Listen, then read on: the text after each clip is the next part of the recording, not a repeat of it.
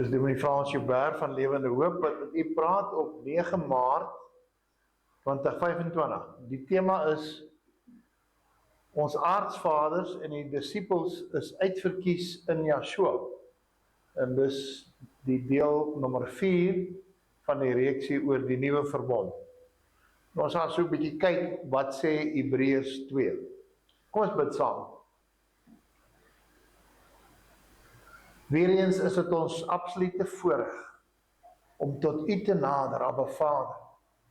En ons wil u aanbid en met elke vesel van ons liggaam, ja, met elke siel van ons brein, met ons hele gees. Ons verheerlik u en ons prys u en ons loof u naam.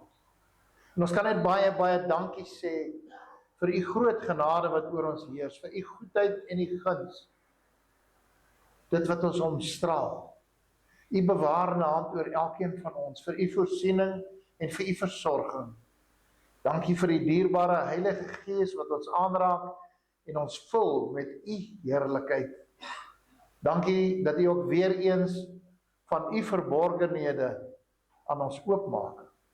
En daarom vra ons, open asseblief ons ore en ons oë, dat ons waarlik sal hoor en sien. En vestig dan van u wysheid in elkeen van ons, en skenk ons insig in u woord. Ons verheerlik u en ons prys u om my.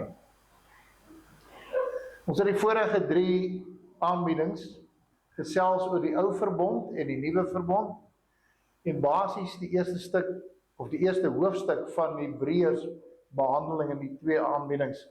En daar het ons gekonsentreer en hoofsaaklik uitgewys dat die goddelikheid van Yeshua 'n vaste saak is. Dat Yeshua, Yahweh en Yahuwah, die Vader, Seun en die Heilige Gees, een wese is, wat verskillend manifesteer oor tydvakke heen en in funksionaliteit. En verder het ons dan met die laaste aanbieding die les van Moses vir die water uit die rots hanteer en uitgewys dat die rots wie Yeshua Messia typeer, nie weer geslaan mag word met onderhouding van wette en rituele versaligheid nie.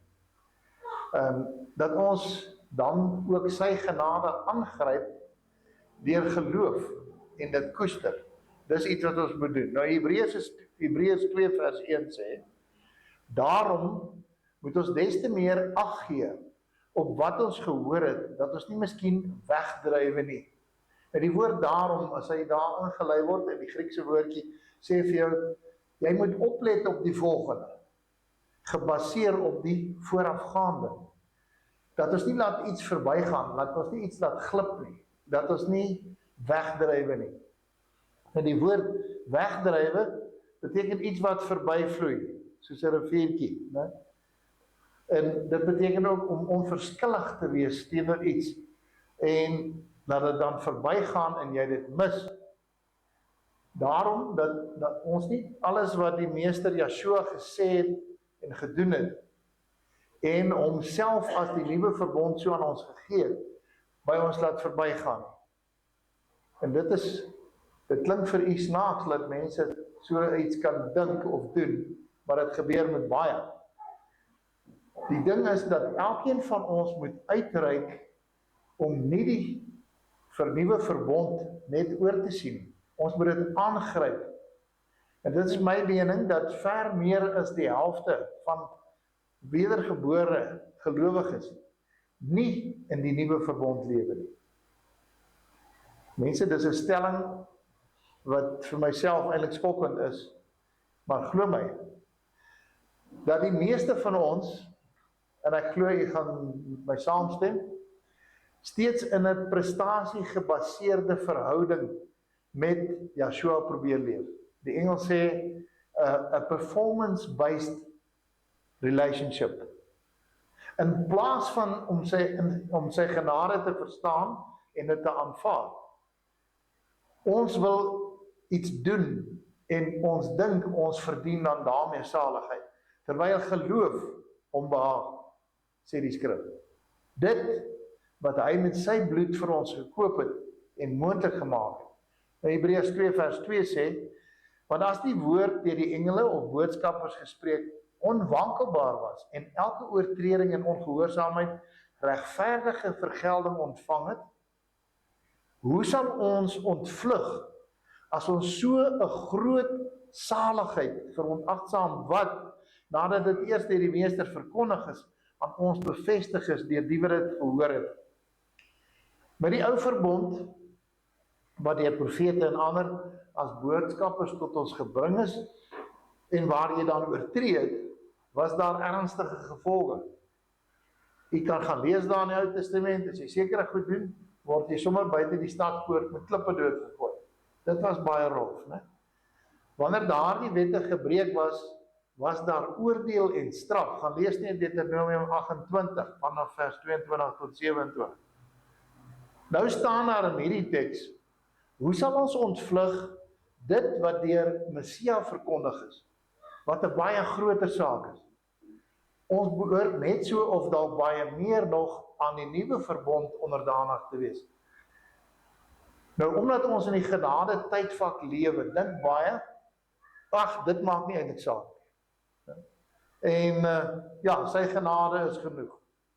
En hulle haal dit uit konteks aan.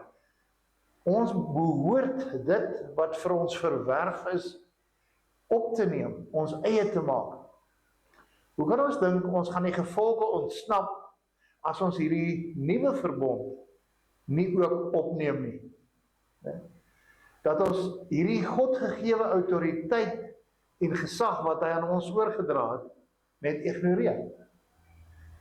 Dat ons dit nalat, ignoreer, onverskillig of ongeërg daaroor kan wees. Dat ons dit versaak, sonder om daaraan aandag te skenk. En weet jy wat, dis dalk omdat meeste van die mense nie daarvan weet nie, of niks daarvan weet. Nou die ding is, wat ons nie weet nie, of misken, veroorsaak dat ons dalk kan sterf geestelik. Yeshua het gesê, die waarheid gaan ons vrymaak. Maar daarsonder is ons nie vry nie, en val of verkeer ons eintlik onder veroordeling. Dan leef ons onder skuld en strafgerig, wat eintlik deel is van die ou verbond. Nou die meeste wedergeborenes, en ek herhaal, leef steeds onder depressie, angs, mismoedigheid, moedeloosheid, of leef onder voortdurende skuldbesef. Meeste van ons gaan steeds gebuk onder siektes, armoede, vrees, bitterheid, sonder hoop baie keer, sonder om die oorvloedslewe te ervaar, wat Yeshua aan ons beloof het. Ek ken almal Johannes 10 vers 10, en ons gooi hom gou op die bord en lees hom. Die dief kom net om te steel en te slag en te verwoes. Ek, dus Yeshua, het gekom, dat hulle, dus julle, lewe en oorvloed kan lewe. Ons weet dis Zoe lewe, né? Die ewige lewe. Maar dis ook vandag lewe in die sin wat ons hier lewe. En oorvloed, geestelik, maar ook oorvloed in die fisiese realiteit. Ek wil sê, dis nie dat baie gelowiges die nuwe verbond nou as prins verontagsaam nie. Maar ons is so gebreinspoel. Baie van ons het groot geword in die gewone kerke, né? En dan kan jy dit nie werklik insien, of dit verstaan, of regtig aandag daaraan skenk nie, of dit werklik probeer opneem en waarlik ontvang. Dit wat Yeshua vir ons verwerf het nie. Ons is onkundig, en ons het self nog nie, onsself daartoe gedissiplineer nie, en dit bestudeer nie. Baie van ons lees nie werklik self die Bybel nie. Ek hoop almal in die gemeente doen dit daarom, en ek glo so, né? Daar's baie van ons gelowiges wat nog nooit die Bybel deurgelees het nie, en hulle is al gevorderde jare. Want dit vat moeite en dit vat tyd. Nou sê 2 Timoteus 2 vers 15, lê jou daarop toe om jou beproef voor Elohim te stel as 'n werker wat hom nie hoef te skaam nie, wat die woord van die waarheid reg kan sny. Elkeen van ons moet die Bybel en spesifiek die nuwe verbond bestudeer. Anders gaan al hierdie wonderlike goed wat ons as erfpos het, by ons verbygaan. Die implikasie is dat ons dan gaan wegdrywe. En met ons tegnologie vandag kan ons die Bybel op baie maniere bestudeer. Luister daarna. Daar's Bybel op band, jy kan dit luister, né? Luister na goeie boodskappe. Baie van ons ry werk toe, lang tye. Ek dink aan hierdie boetie van ons, hy moet baie keer 1 uur en 'n half op 'n dag so toe en terugry. En dit is 'n tyd wat jy kan spandeer om Vader se woord te leer. Wees egter uiters versigtig na watter boodskappe jy luister. Jy moet na die regte predikers luister. En nie na mense wat misleiding uitdra nie, want daar is baie daarvan. Om waarlik uit te vind hoe dat Elohim se verhouding was in die ou verbond, en hoe dit veronderstel is om die nuwe verbond, kos baie toewyding en diepte studie. Dat jy en ek die voordele van die nuwe verbond kan opneem, ons eie maak, dat ons daarin kan leef, gesag en autoriteit opneem, ne? En dit ons eie maak, dat ons daarin leef, ne? Ek en jy moet dit oefen, en ons moet dit beoefen. Meeste van ons weet nie eens werklik wat dit beteken nie. En die meeste van ons het nog nie waarlik die waardering vir wat Yeshua regtig vir ons gedoen het nie, en vir ons nagelaat het. Nou ek wil vir u so 'n bietjie wys, en is merkwaardig en amper ongelooflik, dat selfs die uitverkiesing van ons voorvaders as die 12 stamvaders, aardvaders, né? Daarin is 'n vooruitskouing na Yeshua Messia, net soos wat die hele ou verbond vooruitskou en heenwys na hom as die nuwe verbond. Dat hierdie uitverkiesing van sy volk Israel, waarvan elkeen van ons deel uitmaak, alles draai en heenwys na Messia Yeshua, né? Dat hy die spil is waarom alles draai, hy as die nuwe verbond. Nou die 12 aardsvaders, wanneer ons lees in Genesis 35 vers 23 en verder, sy naambetekenisse, vertel eintlik 'n verhaal. Die eerste seun is Reuben. Dit is seun, of sien jy seun, né?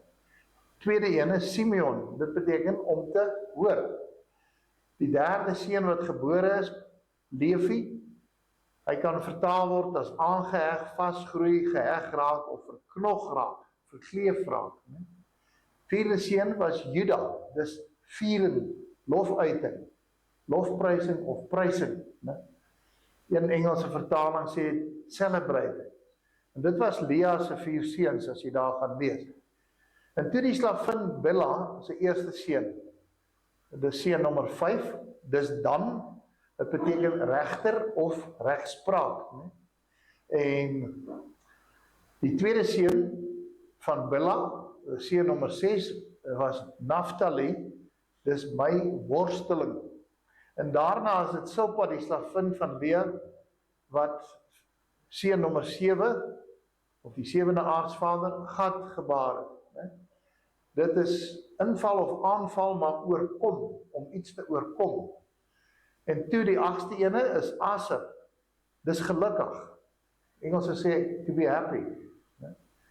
En toe is dit weer Lea, wat weer 'n seun het, nommer 9, Isaskar, hy sal prys, of hy sal 'n vergoeding bring, to bring a reward, sê die Engels ook vir jou. Nou ja, dan die 6ste seun van Lea, is nommer 10, Zebulon, dit is woonplek, habitation. En toe het sy 'n dogter Dina, net vir interessantheid, en dit beteken eintlik oordeel of geregtigheid. En daarna, toe is dit Rachel, die enetjie wat gevoel het, sy is afgeskeep, en die 11de seun is Josef, dit is, laat hom byvoeg, of byvoeging. En dan Rachel se tweede seun wat sy het, met die geboorte sterf sy, maar net voor sy sterf noem sy hom Benoni, Ben-Oni, seun van my smarte. En hy word deur sy pa hernoem Benjamin, seun van my regterhand. Maak dit 'n storie? Kom ons kyk.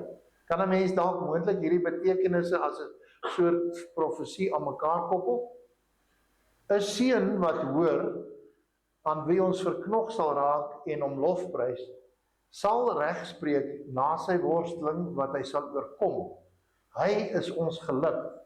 of sal ons gelukkig maak en sal vergoeding bring as versoening en vir ons 'n woonplek byvoeg as die seun van sy regterhand. Ja, ek sê nie dit is vas nie, maar ek dink daar is 'n saak daar. Die aartsvaders en apostels wys vir ons vooruit na ons omvorming van gemoed om soos Jesua te word en te wees. Elkeen van jy en ek moet verander om in die gees te word soos Jesua, om waarlik in die nuwe verbond te kan leef en optree. En is eintlik profeties ingebou dat dit heenwys na hierdie verandering van ons gemoed om te groei in geestelikheid en in volwassenheid na die volle mate van Messia. Dit klink altyd vir ons onmoontlik, né? Maar hy het gesê, dit sal so wees, om as sy bruid gelykwaardig aan hom te word, omdat ons Elohim sien ons deur die bloed van die lam. Die volle mate, daarom lees ons in Efesiërs 4 vers 13, tot die mate van die volle grootte van Messia. Nou onlangs kry ek weer boodskappe, die laaste week weer, dat die boek Openbaring hoort nou nie in die Bybel. Kan nie dink, daar's Christene van ons mense wat so dink, hè? En dan 'n klomp keer weer, Paulus se boeke hoort nie daar nie, en dat daar nou soveel met die Bybel gepeter is, dat jy baie dele glo glad nie kan glo. Groot debatte aan die gang, ek neem nie daaraan deel. En soos tevore wil ek dan vir u uitlig, dat die kodes in die Bybel, wat dit as goddelik vasmaak en bewys, ook in die Openbaring boek is, en in baie van Paulus se geskrifte is. Dis net 'n baie groot taak, en dis natuurlik in die oorspronklike taal. Nou terloops, mense wat die Bybel so onder verdenking plaas, na my mening, stel eintlik 'n mosie van wantrou in die almagtige Elohim, dat hy nie sy woord kon bewaar nie. Terwyl hy sê, en 'n mens dink aan Jeremia 31 vers 35 en so aan, dat hy gesê, solank as die son en die maan en die aarde daar is, sal sy volk Israel bestaan. Nou as hy sy volk Israel kan in stand hou, wil jy vir my sê, hy kan nie sy woord in stand hou nie? Ja, ons weet, daar is 'n bietjie gepeter, maar hy het die hoofstroom daarvan reg, né? So, ek dink mense wat sulke goed sê, is dalk heeltemal lasterlik. Nou, in Openbaring 7 vers 4 tot 8, lees ons van al die verseeldes, in volgorde soos genoem, en is in Grieks, daar was 144.000, 12.000 uit elke stam, daar was 12.000 maal 12, dis 144. En dit vertel in syferwaardes gematria 'n wonderlike verhaal, terwille van enkeles wat nog nie dit onthou nie, die Hebreëse alfabet, Alef is 1, Bet is 2, Gimel is 3, Daleth is 4, en soos dit in rye of kolomme van 1 tot 9, enkel digitale, dan dubbel digitale, en dan triple digitale. In die Griekse alfabet werk net so. Alpha is 1, Beta is 2, Gamma is 3, Delta is 4, ensovoorts. So, wanneer jy dan in die oorspronklike tale na 'n woord kyk en jy tel die syferwaardes op, kry jy sekere totale. So, daar is hy vir u op die bord, 144.000, 12.000 het elke stam. Nou die wonderlike verhaal is, wanneer ons die stamvaders vat van Openbaring 7 vers 4 tot 8, Juda se totaal tel op na 485, Reuben 630, Gad 8, Aser nommer 4, 309, Naphtali 650, Manasse, en dis in die plek van Dan, is 700, Simeon 1495, Levi 445, Isaskar 1112, Sebulon 1360, Josef 1518, Benjamin 168, en die totaal is 8880. Dus 888 maal 10. Waarvoor staan dit, né? Jesua in die Grieks tel op na 888. En in getalle leer is 10 goddelike administrasie of raadsplan. Dit is sy wil gewees. dis sy raadsplan, né? 888 maal 10, 888 maal 0, dis die 12 stamvaders. Maar wanneer mens gaan kyk na tekste soos Jesaja 52 vers 10b, staan daar, die heil van ons Elohim, the salvation of our Elohim, is gelyk aan 888. En ons weet 888 is Yeshua. So, hulle is gemerk as stamvaders met die naam van Yeshua. Nou in Johannes 14 vers 2 staan daar, in die huis van my Vader is daar baie wonings. As dit nie so was nie, sou ek dit vir julle gesê het. Ek gaan om vir julle plek te berei. En as ek gegaan het en vir julle plek berei het, kom ek weer en sal julle na my toe neem, sodat julle ook kan wees waar ek is. Nou is mense geneig, as hulle dit lees, dan lees hulle die skrif letterlik, wat goed is, dis die eerste vlak wat jy moet verstaan, maar dit is ook metafories en profeties en baie keer volkodes, dis die 4 vlakke van die skrif. Dan sien mense dit as fisiese wonings. En jy dink jy gaan 'n paleis op die bult hê of 'n potdokkie langs die riviertjie? Nee. En baie mense bring dit dan ook in verband met 'n stad. En van stad gepraat, ons lees in Openbaring 21 vers 9 tot 27 van die nuwe Jerusalem, die heilige stad. En die stad het net 12 poorte met die name van die 12 stamvaders, die aardsvaders daar, né, as die stamme van Israel. En dan dit het 12 fundamente met edel, of wat van edelgesteentes gemaak is. Ek gaan nie die deel vir u vandag gee nie. Nou, ek wys vir u op die bord, die nuwe Jerusalem, dit het 12 poorte met die 12 aardsvaders se name, as die stamme van Israel. Dit het 12 fundamente van edelsteente. Terloops, daar's nie 'n 13de poort, soos die Willie altyd gepreek het nie. En daar is nie 'n 13de poort vir die ander soort, dit is net vir die 12 aardsvaders. Nou sy muur was 144 met 5 nulle in L lengte. En die stad was 'n kubus. In ons Bybel staan hy vertaal as 1500 maal 1500 maal 1500 myl. Dis 'n kubus, lengte, breedte, hoogte. En die sye, as jy dit omwerk, is elk 12.000 maal 12.000 maal 12.000 furlong. En as jy dit vat, en jy verwerk dit na voete, want 1 furlong was 660 voet, dan is dit 792 met 4 nulle voet per sy. En as jy die omtrek vat, dis mos maal 4, dis 'n vierkant op die plan. Dan is dit 368 met 5 nulle voet in omtrek. En meester Yeshua Messia in Hebreëus is 792 en meester Yeshua Messia in die Grieks is 368. Is dit toevallig?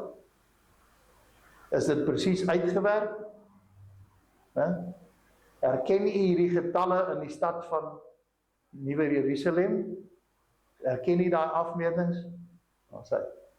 Maar daar is meer. Elke sy van die heilige stad se vierkant oppervlakte, as jy die hele vierkant oppervlakte vat, né, is dit 144 met 6 nulle vierkante furlongs. So, nou, 'n kubus het 6 vlakke, 6 sye. Sien met my? So, en so, né? Maal 6 is dit 864 met 6 nulle furlong kwadraat. En dan gaan soek ons Jerusalem in die Grieks, raai wat, sy waarde is 864. Toeval? Eintlik is dit vir ons ongelooflik. As jy mooi oor dink, toe ek dit sien, toe is ek regtig in beroering. Want ek word gelei, gaan soek Jerusalem. Nou is nog 'n sommetjie, my rekenaarprogrammetjie werk nie meer nie. Die ou dos enetjie het gegroei. In 1 Korintiërs 15 vers 24 lees ons van wanneer die koninkryk van Elohim oorgegee word, en hier is die Grieks vir God of Elohim, die woord of die naam Theos, en raai wat sy waarde? 864. En Jerusalem, wat vrede beteken, 864. Dis verteenwoordig die nuwe Jerusalem, Elohim, 864. Dis dan ook meester Messia Yeshua, wat ons het net gesien, 792 kom na voor, en 368 kom na voor in die Grieks, maar ook verteenwoordig dit sy volk, eenheid, 144, dis 12 maal 12, dis uitverkiesing maal uitverkiesing, dis die uitverkorenes as die bruid vanuit Israel. Nou die 12 disciples, kom kyk net na hulle, Matteus 10 vers 2 en 3, daar word genoem Simon Petrus en Andreas sy broer, en dan Jakobus, seun van Zebedeus, en Johannes sy broer, Philippus. Dan is dit Bartholomeus, ook genoem Nathanael, en Thomas, en dan is daar Matteus die tollenaar, die oor die eerste evangelie geskryf het, en Jakobus die seun van Alfeus, en Lebbeus wat genoem word Thaddeus, en dan Simon Kananites, en Judas Iskariot. Nou die syferwaardes van hulle name vertel ook 'n storie. Kom ons gee dit. Petrus tel op na 755, Andreas na 361, Jakobus na 1103, Johannes 1119, Philippus 980, Bartholomeus of Nathanael 150, Thomas 1050, Matteus wat ook genoem word Levi 445, Jakobus seun van Alfeus 2115, Lebbeus of Thaddeus, hy tel op na 320, Simon Kananites na 1573 en Judas na 685. Die totaal is 10656. En daar's 12 apostels. En as jy dan hierdie 10656 deur 12 deel, is dit 888. En ons weet 888 is Yeshua. Nou, ek wil net teruggaan. Wat ons hier moet oplet, wat is hierdie 12 apostels se opdrag? Net hier verder in Matteus 10, né? En dit was naamlik om die evangelie as die heilsboodskap uit te dra, om die heil van ons Elohim as Yeshua. Hy sê die heil van ons Elohim is 888, dis Yeshua. Met ander woorde om Yeshua uit te dra en te verkondig. Hulle het hom verteenwoordig en ons sien dat die syferwaardes van die 12 as 'n span gelykwaardig is aan Yeshua. Hulle het dieselfde wonderwerke gedoen as Yeshua toe hy weg is, toe hy opgevaar het. Hulle het mense gesond gebid, lewendig gebid, allerhande fantastiese goed gedoen, né? So hulle was eintlik gelykwaardig aan Messia, maar wat is die opdrag in Matteus 10 vers 5? Wie ken hom uit sy kop uit? So op die bord sit.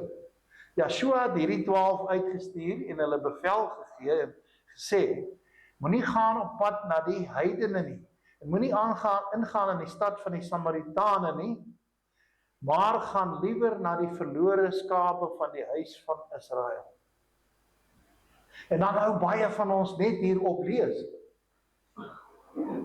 Natuurlik is hierdie verskriklik belangrik, né? Ons lees nie wat verder staan nie, gaan lees vers 7. Skies, hierdie ding hou net vas. Nou, en gaan preek, die woord is kairuso, proklameer, kondig aan, dis wat dit beteken, en sê, die koninkryk van die hemele het naby gekom. En dan in vers 8, die opdrag en die wesensinhoud van die nuwe verbond. 10, dis hoofstuk 10, wat is 10? Goddelike administrasie en getalle leer, né? 8, 'n nuwe begin, vir 'n nuwe begin. Maak siekes gesond, reinig malaatses, wek dooies op, dryf duiwels uit. Julle het dit verniet ontvang, verniet met julle het gegee. Nou die woord vir preek, keruso, is om soos op 'n openbare plein, 'n markplein destyds, né?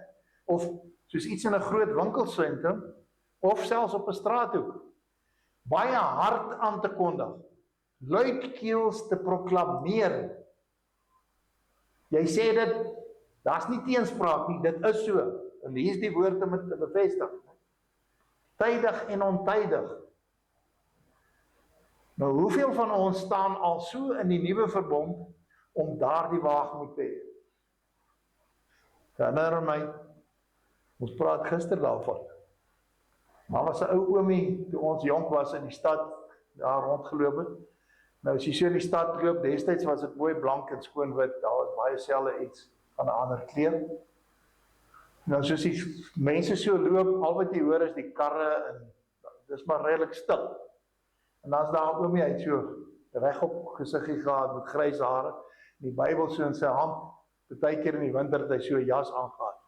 En dan skielik hier by jou skree hy, bekeer julle, die Jesus kom! En dan swaai hy so in die rond, en dan spat almal so in mekaar. Ons het gedag, hy's bietjie koekoes, né? Heel verlore. Julle moet julle bekeer, Jesus kom weer! Spat die mense so uit mekaar. Nou ja, ek dink jy, dis naby koekoes as jy dit doen, maar nou ja. Die punt wat u ook moet insien en raak sien met die syferwaardes, is dat die voorvaders as aardvaders van wie ons afstam, en die apostels destyds, en ons huidig as sy disippels, gelykwaardig aan hom in Yeshua is in die gees, in die nuwe verbond.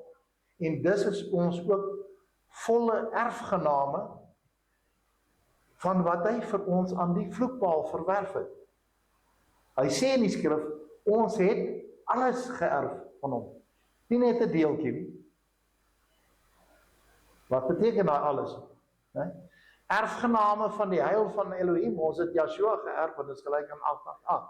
Dat die nuwe Jerusalem, Elohim en ook Messia verteenwoordig, en ook ons as uitverkorenes, en dat ons dus in hom en by hom sal wees.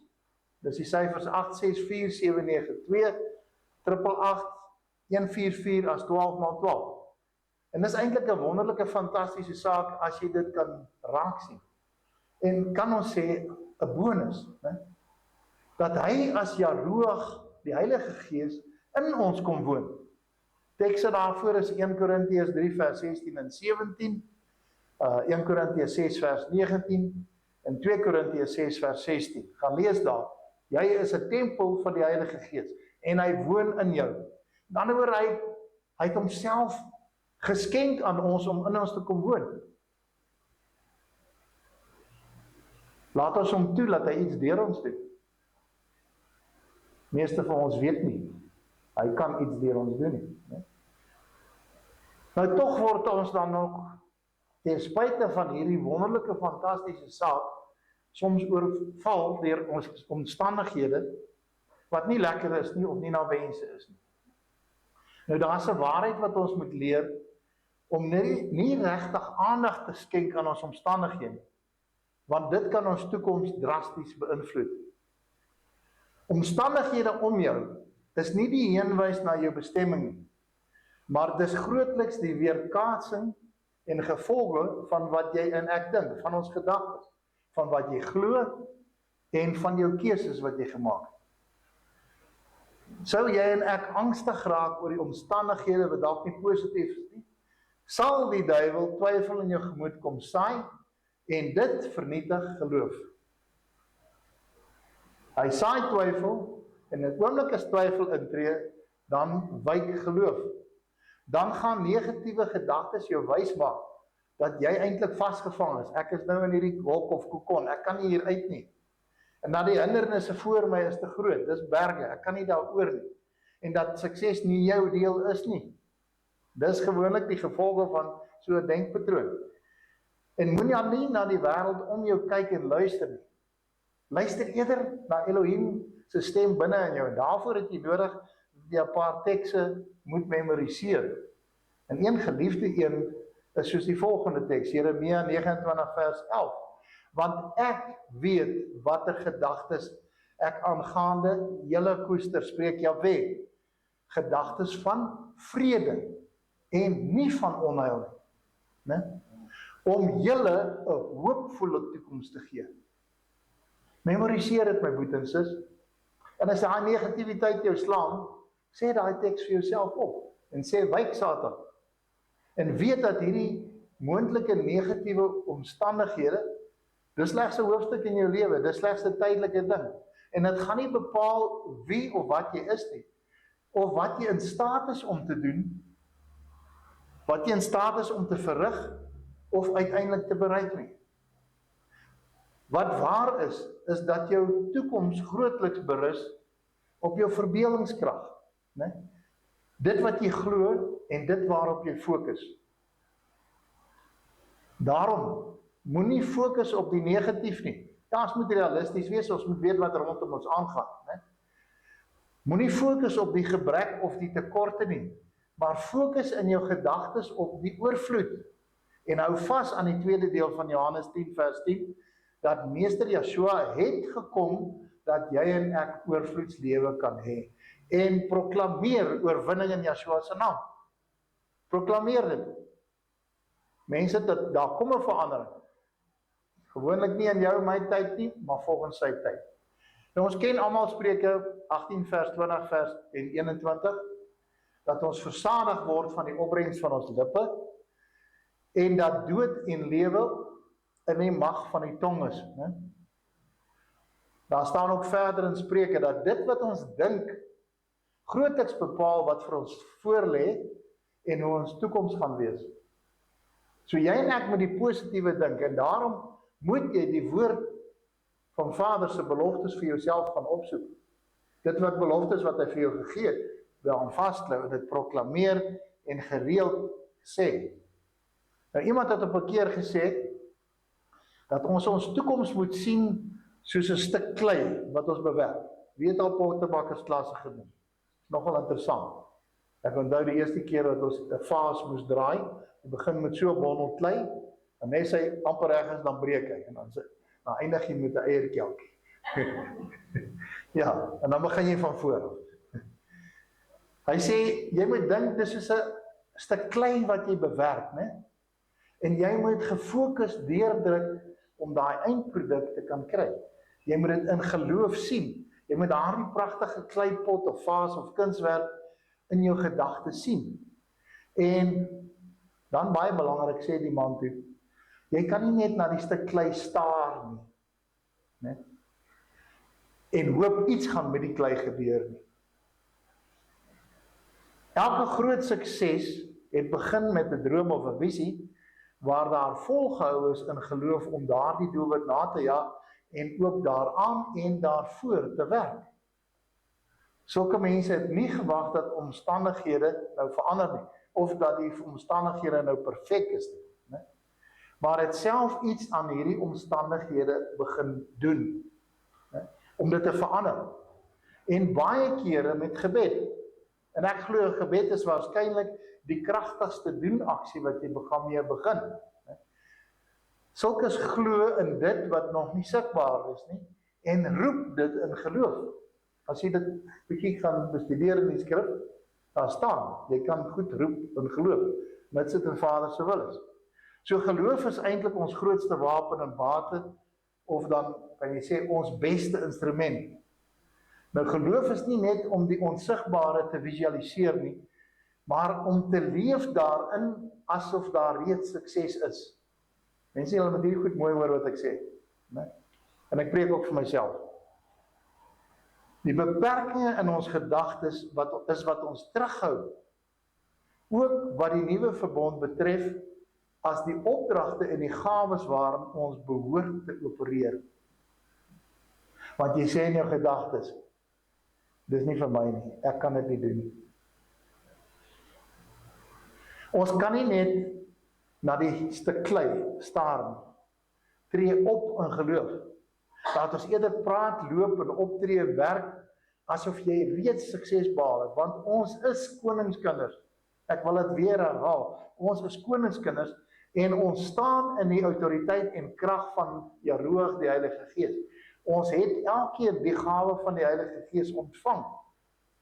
Want ek glo, almal van ons hier, behalwe die heel kleintjies, het ons self al klaar laat doop, en dit is 'n belofte aan Handelinge 2 vers 38, dat as jy jou laat doop, dan sal jy die gawe van die Heilige Gees ontvang. Natuurlik is daar die voorwaarde van bekering daarbey. En ons het daardeur dan die nuwe verbond deelagtig geword. Dit is ons erfporsie. Dit is 'n belofte. Dit is 'n belofte van Elohim. Nou wanneer ek terugkyk in my eie lewe, dan was daar baie tye, en soms nou nog partykeer, dat ek voel, ek is heeltemal van vergeet. Maar met terugblik, dan sien jy, dis meestal na jou eie keuses en eie toedoen. Ja, daar was soms ander mense, ek dink die Satan het hulle gebruik, om negatiewe situasies te skep. Want hoekom? Ons leef in 'n gebroke wêreld. Ons leef in 'n sondige wêreld. Met die Satan juis besig om die Vader se kinders aan te val en te probeer uitwis. Nou weet egter, soos Hebreërs 1 vers 3 sê, ons het hom met 'n vorige keer gesê, hy dra alle dinge deur die woord van sy krag. Dit sluit jou en my in. Hy sal jou dra. Jy moet net glo en vertrou. Nou met negatiewe situasies en omstandighede, dan val ons dikwels terug in die slaggat van iets te wil doen, gebooie te wil nakom, vir saligheid. Let op, waaraan koppel ek dit? Jy wil dit doen en jy dink jy gaan saligheid verwerk. Jy wil self herstel bring en bewerkstellig.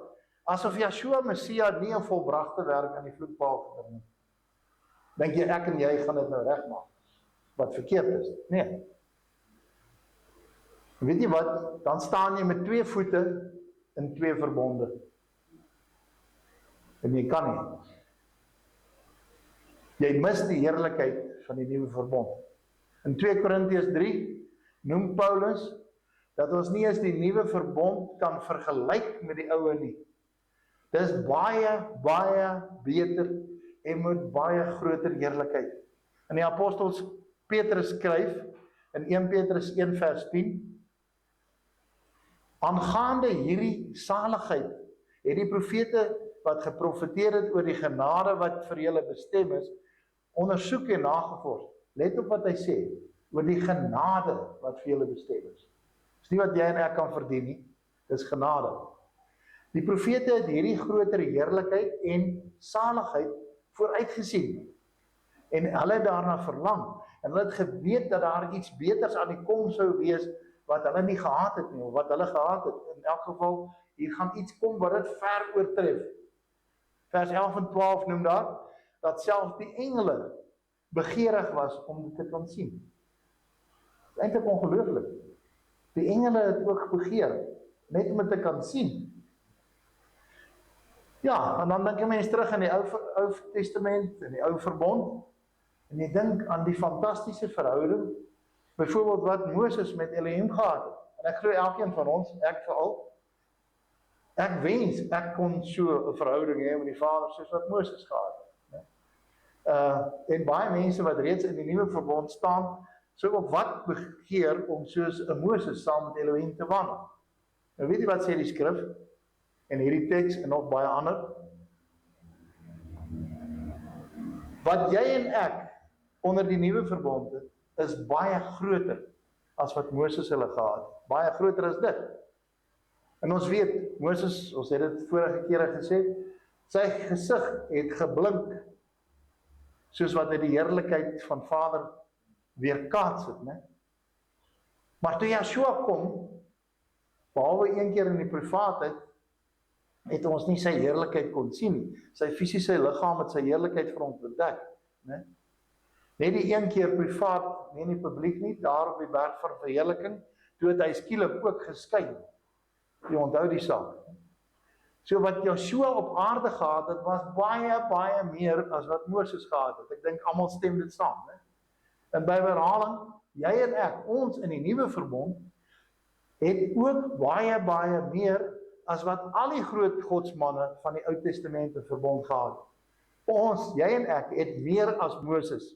Ons het meer as Elia, ons het meer as Elisa, ons het meer as Dawid, ons het meer as Daniel, ons het meer as Jesaja en Jeremia en al die ander. Want wie sê so? Die skrif sê so. Elohim sê so. Glo ons dit regtig? Deur wedergeboorte word ons deel en is ons in sy koninkryk. Is dit waar? Die skrif sê so. In Matteus 11 vers 11, maklik om te onthou, harmonie, maar harmonie.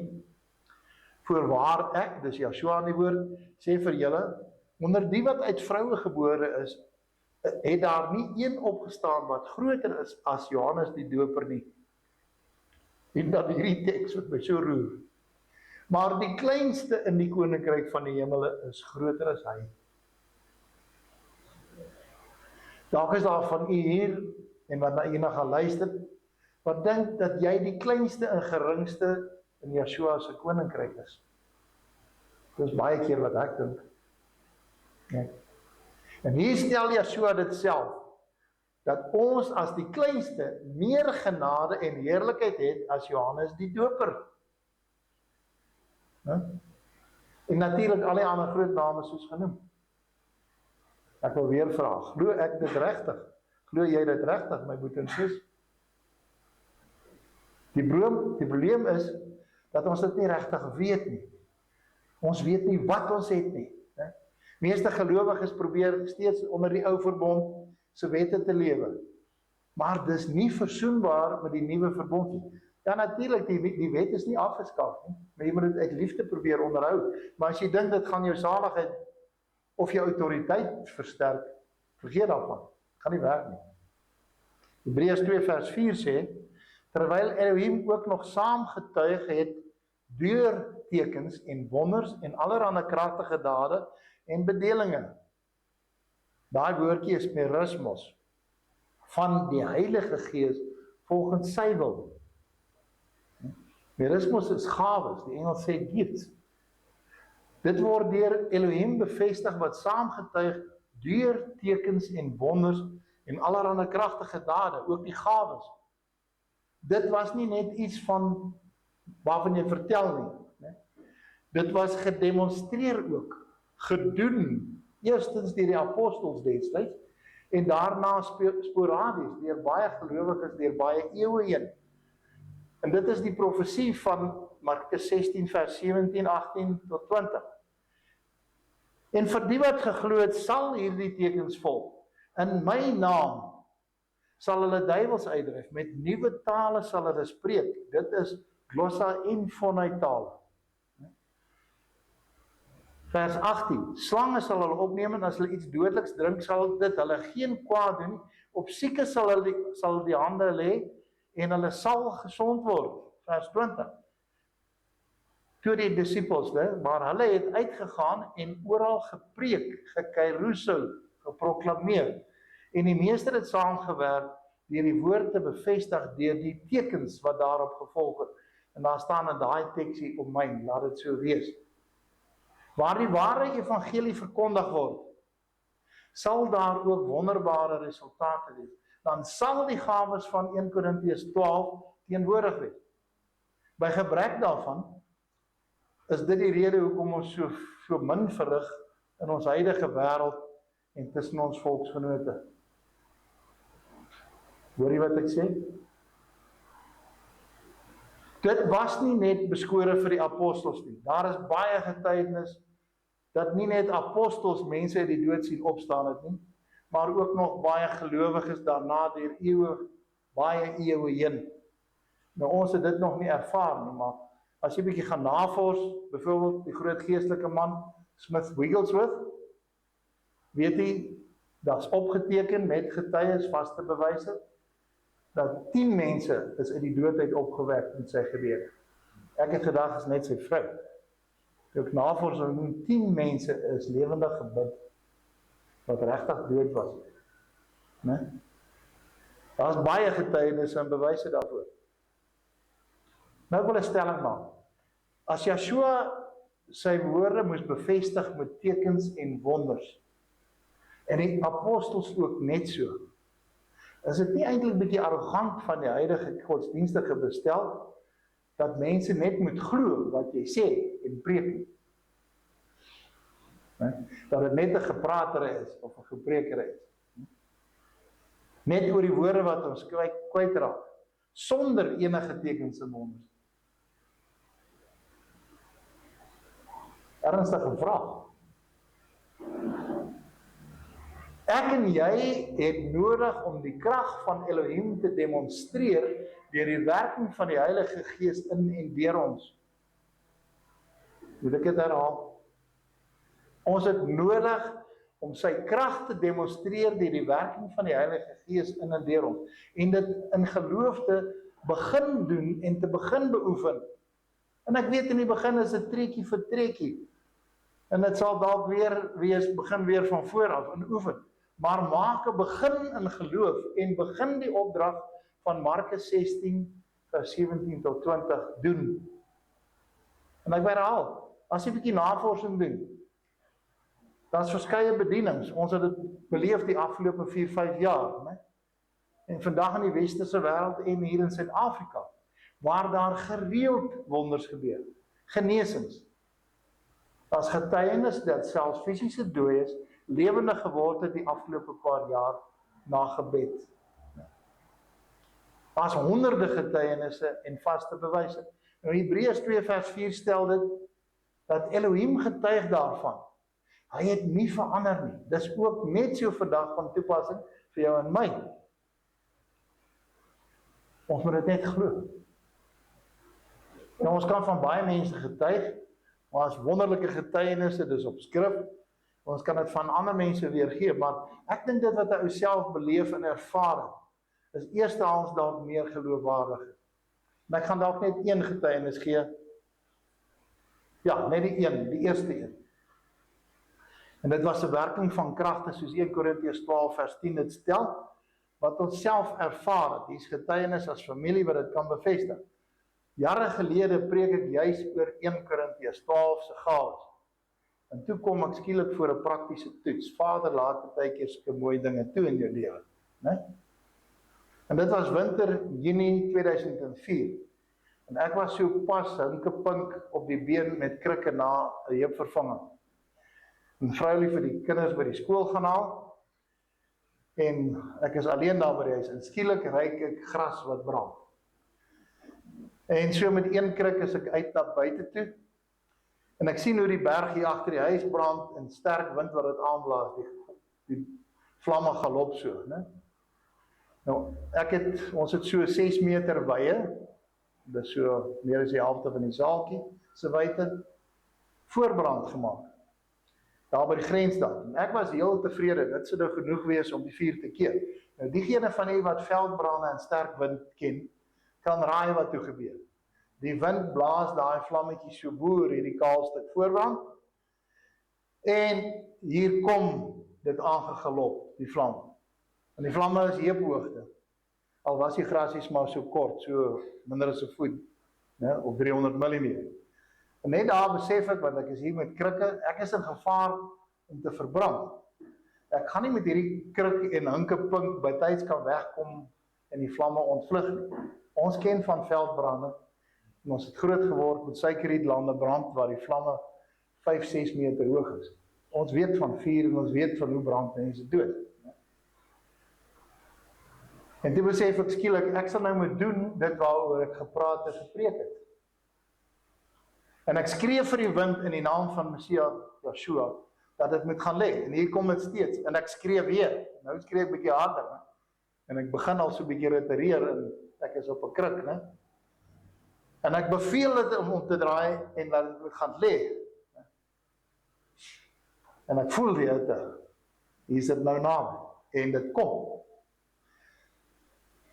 En vir 'n derde keer bestraf ek die wind, en ek skree toe nog harder in die naam van Messia Yeshua, en ek skree sommer daarby, ek het in u naam dit beveel, dat dit sal stop, en skielik gebeur daar iets ongeloofliks. Daai wind maak so, en hy stop net daar, en die effense briesie wat nog waai terug, en dit bedaar heeltemal, asof daai wind so afgesny is. En ek hinkepink, en ek soek iets waarom ek die vlammetjies kan doodslaan, want toe gaat dit maar net so aan. Ek kry vroulief se mop, maak hom nat, Hy het nie meer dieselfde gelyk daaraan nie, maar ek slaan al die vlammetjies dood. En saam met die 2 seuns wat net van die skool af opgedaag het. Altyd van hulle was nog op skool. En behalwe vir die stukkie wat net oor die draad gebrand het aan ons weste grens, het niks verder van die hele plot afgebrand nie. En al die bure in die hele omgewing kaal gebrand met groot skade. Net daai plot. En toe het ons weiding oor vir die paar besies en die 2 perde wat ons toe gehad. Nou ja, by herhaling, hier is van die familie wat dit kan bevestig, en ek sê weer eens, alle eer aan Vader. Maar toe staan ek daardie dag, en ek jank, ek huil, ek ween oor hierdie wonderwerk. En ek was eintlik in totale skok en verbuistering, dat hierdie gawe van werking van kragte toe regtig werk, dat dit ook my deel is. Nee? Omdat die woord so sê. Dis nie oor ek en jy oulik is nie. Nee? Omdat dit Elohim se belofte is aan elkeen van ons. En voordat u dink, ons probeer dalk oulik wees, of so, by herhaling. Ons het gelowiges ontmoet die afgelope 4 jaar, waar wonderwerke elke week gebeur, nie net sporadies nou en dan nie. Ja. Liewe broer en sus, en u wat hierna gaan luister, ons moet in geloof hierdie gawes opneem, en dit gebruik en toepas volgens sy wil. En jy gaan dalk ook 3 keer moet skree, of dalk nog meer, voor dit werk. Nee? Ons moet dit opneem as die nuwe verbond, en dit verstaan en daarin leef, dat ons in diep intieme verhouding met Messias sal kom en wees, en ten spyte van ons sonde, want ons almal sonde. Nee? Dat ons in 'n sekere wete sal optree en doen, om in sy gesag tot diens te wees van ons boerevolk, as ons naastes, en vir hom. Dat ons dit sal waag om dit op te neem, en om daarmee saam dan al meer omvorm te word, om soos Yeshua Messia te wees. Om soos hy te word. 1 Korintiërs 4 vers 20. Want die koninkryk van Elohim bestaan nie in woorde nie, maar in krag. Mense, dis 'n verskriklike belangrike teks, né? En mag u dan elkeen hierdie krag van Messia Yeshua tentoonstel, en daagliks uitleef tot sy eer en verheerliking, en dat ons hierdie geliefde boerevolk as ons naastes sal help wen vir sy koninkryk. Daarvoor het ons wonders en tekens nodig, en dat ons dan ook staande sal kan bly in hierdie benoudheid van Jakob, waar ons reeds begin inbeweeg het. Weet, die wonderwerke is op pad. Die wonderwerke is op pad. Jy en ek moet dit opneem, né? En ons gaan in absolute verwondering en aanbidding daaroor wees. Ons gaan goed sien wat jy voor jou oë nie kan glo nie. En ek dink jy gaan nie net jou oë knip, jy gaan ons so 'n paar keer vryf en sê, ek kan nie dink dis waar nie, maar dit sal gebeur, en dit het gebeur. Johannes 14 vers 12 is 'n belofte van die Meester aan elkeen van ons, né? En dit sal daarom waar word. Hy sê, groter werke sal julle doen, as toe ek op aarde was. Hoe dit gaan werk, klink vir my steeds onwerklik, maar dis sy belofte. En soos net te gedoen, wat ek en jy in die nuwe verbond het, is baie, baie meer, as wat jy en ek regtig kan bedink, om my. Ons sluit die oë. Ons Vader, dankie vir die vaste wete, dat U aan elkeen van ons die volle erfporsie gegee het, wat U vir ons uit genade verwerf het aan die vloekpaal daar op Golgotha. Dankie dat ons dit net kan en moet opneem, en waarlik leef en optree in die nuwe verbond. En daarom is my gebed vir elkeen van ons, dat U asseblief ons ongeloof tot hulp kom. Skenk ons asseblief geloof, tot uitbouing van U koninkryk, om my.